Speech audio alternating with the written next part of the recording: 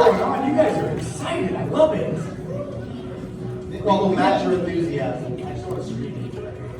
We have some amazing fans here. They are diehard. They love My Hero Academia. And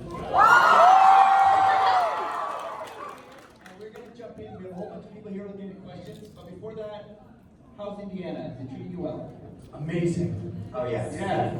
You guys have been so great. This whole, yesterday was awesome. Today was awesome. Every day is awesome. Every day is extraordinary. We're having a beautiful time. We like your food too. All right, let's do it. Let's go ahead and jump into questions. The first question. Hello? Hello, my name's Renee. I was wondering, this is for all of you, how did you all feel whenever you first got the request to come and voice each of your characters? Sure. For My Hero, there was a little bit of a buzz around the studio at the time that it could be a show that might be popular. And people tell you that, you hear that, now and then in this industry, and you kind of learn to go, okay, yeah, sure, that'd be awesome, but you kind of just move on and do your best and hope for the best. This was one of the few times that I auditioned in person. Most of the time now, that was back in 2016 when we started this show. So most of the time now we audition all from our home studios but this was one time I was in the studio already recording something. I went in and I auditioned for a bunch of characters. All my yeah, she was in the room. Yeah.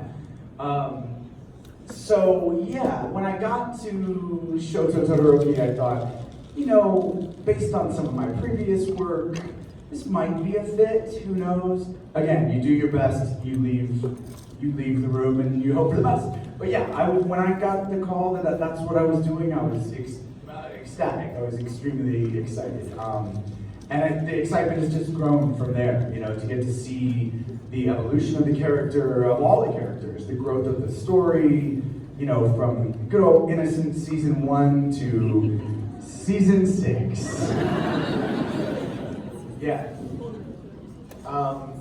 My story is kind of unusual because the show had already been such a thing, and I was a huge fan already.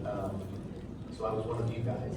And I remember particularly, it was season 4, the overhaul arc, that for me I was like, this is just the height of drama and everything right now. This is just so good. And I thought, this cast is so extraordinary. There was just so much charisma and character and nuance, and even the tiniest of side characters I thought were so well cared for. And in the voice acting community, Colleen, everybody knows Colleen because she's Colleen. She's the director, casting director. She's Shimomo. She's extraordinary. And I live in Los Angeles, so I wasn't, by the hub of Crunchyroll, and I didn't think she knew who I was. So one day randomly I get an email, and it's from Colleen just directly to me, and I'm like, well, either this is a mistake or something's wrong. So I don't know what's And it was to audition for some of the meta liberation arc in season 5, some of the villain characters, and I thought, oh, this is so cool to even remotely maybe be a part of the show would be such a gift. But I was also very realistic and thought, she doesn't know me, she's not going to cast me. This is a kindness that maybe somebody put me on her radar. And she was like, I'll just give him a shot. Let's see what he sounds like. So I remember very specifically, because normally when you audition for stuff, there's at most 2 weeks. And then it's you either got it or you don't. Yeah, at most 2 weeks. So After about a week, I'm like, yeah. 2 days, yeah. So in her email, she was like, these characters are 10 weeks away from being cast, so you have plenty of time, which was unusual, which is also crippling, so I sent them in an hour later. I was like, all right, I can't sit on this for that long. It's very unusual and also crippling, so. Well, think about it, because it's the options, the way that you labor over it, so it's terrible. I can't do that to myself, just the anxiety. So I picked 3 characters, and I was like, she's not going to cast me, but maybe this is a chance to show her who I am. So I just was as genuine as I could be, tried to be as genuine with the characters as I could, and then 5 months go by. So I'm like, definitely didn't book those guys.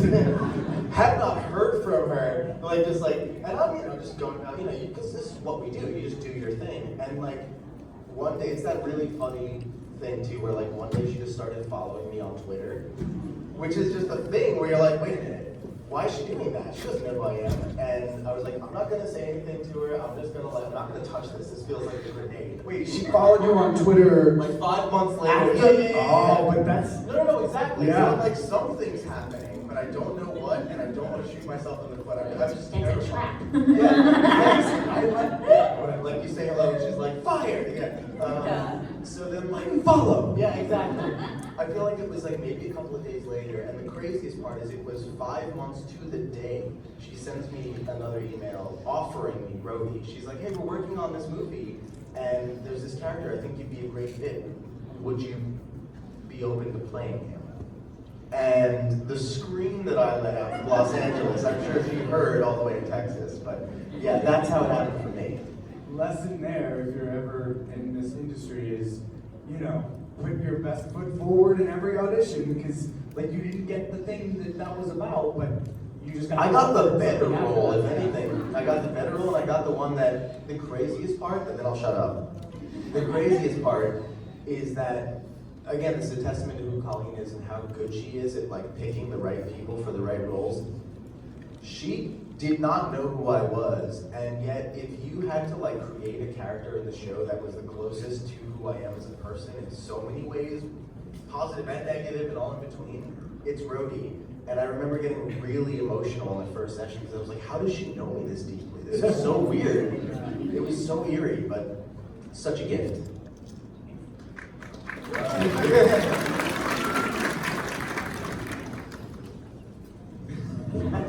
Go ahead. Is your voice hurting? Yeah, my voice is, it's just my voice. You're outside with you next. I did an audition.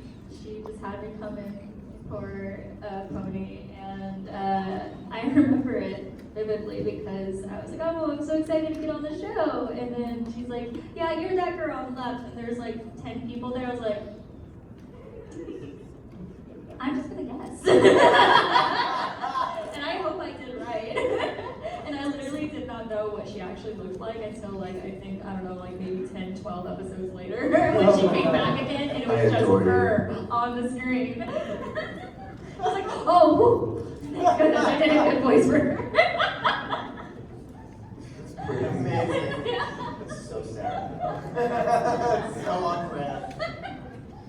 I felt like she was pointing at, I think it was like James' character who was like the red hair, the side ponytail. Well, like, you didn't even you didn't even bother to like go look it up later. You're like, yeah, I'll figure this out. You're like, yeah, we'll make it work. I'm sure it'll work out. Yeah.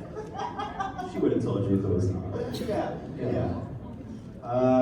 Mine. Okay, so I remember the same audition that David was talking about, and like the hype around it from the other actors was very tangible, and I crack and fold under pressure. So I remember like doing that audition, and I remember leaving it like, well. I wasn't checking my inbox for the next 2 weeks. I'll put it like that. Anxiety got the better of me. And then Colleen was like, hey, there's this part that I'd like you to audition for. I think she just sent me an email because I was working full time at Funimation at that point. I was an adaptive writer. And she sent it to me as, anxiety boy. And I saw Mirio and I was like, well, that's going to be Rico. And,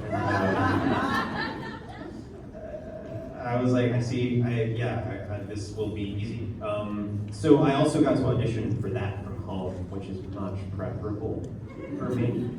So I got to take my time with that audition and just, experience a couple of like high school cafeteria room flashbacks, and I was there. It's so funny because I like the in-person auditions because of the very fact of what you said. You usually leave knowing like, well, I didn't get that, or hey, I still got a chance. When I'm in my at home, I'm like, I think this is pretty good, but who knows? No, yeah, I'm never gonna call it. That's fair, yeah. Thank you. Thank you all. Thank you. All right, you. Go ahead. We took that question, really. Yeah. Hello. Hey, what's going on? It's just that right there, that halfway. I remember you, Small Mike.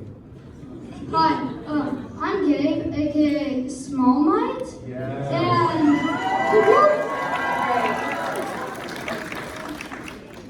I was wondering if you guys could all do your best Mineta impressions. I'll go first.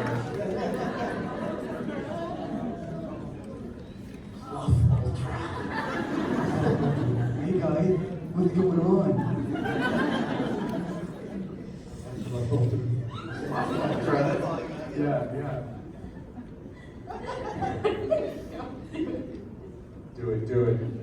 I've got your tapioca right here. Oh. We can check out the ladies' room.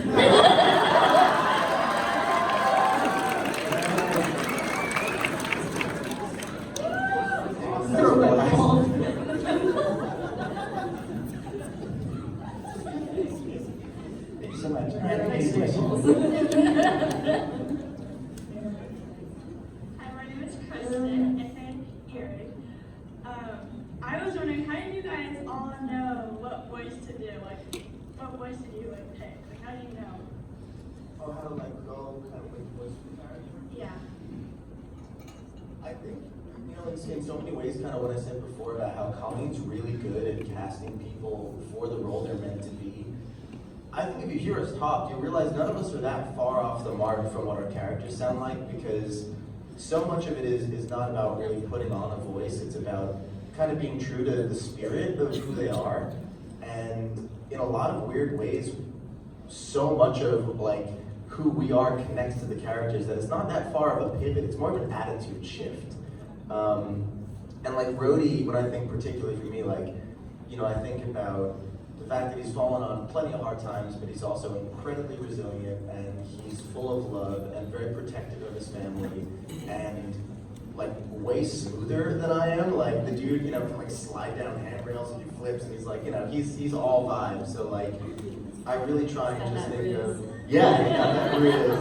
I just try and think of, that overconfident, even if it's putting it on for protection, like a layer, there's that element of smoothness that I would just kind of implement. So it's an attitude shift.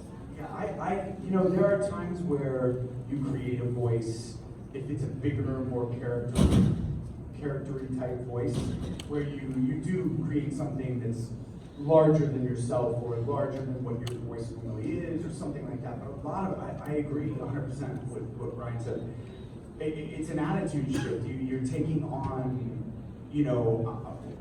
like I've watched some of what Todoroki did in the first season, when we first got to, when he was introduced and how he held himself and, what the Japanese voice actor sounded like. And then you kind of create, you take on those characteristics and then you let a voice happen. And then you can work out or massage that voice with the director. They might have some feedback and say, how about this, but a little deeper, or this, but a little prettier, or whatever it is. It's funny because I was doing last season, I was doing 3 different characters at the same time. We were doing season 6, so Shoto in season 6, Wolfwood and Trigon Stampede. Yes! Yes! Heard of it. And this is getting to your point, and Ray, Papa Ray and Buddy Dance, right? So, I learned that. But they're all, if you go watch those, they all live in a similar place in my voice, but they're also all very different. And it speaks to what Ryan said exactly, is like, they're different characters. So what I'm taking on a different posture in the booth, I'm taking on a different attitude, and it just changes the voice a little bit. It's the best way to describe it. I went for like a little My Little Pony character. Her name was Pony, so I was like, okay. The inseparable butterfly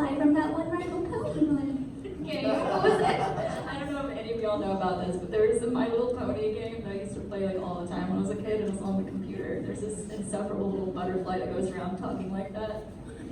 Well, now she's That's paying for pretty checks, It's yeah. a pony. So your world. character's based on that? She's like that, but less Amazing. annoying. I love that. I love that. I would have killed that butterfly. The actor for that butterfly is in the back of the room. Good, finally. Bar the doors. Press the button.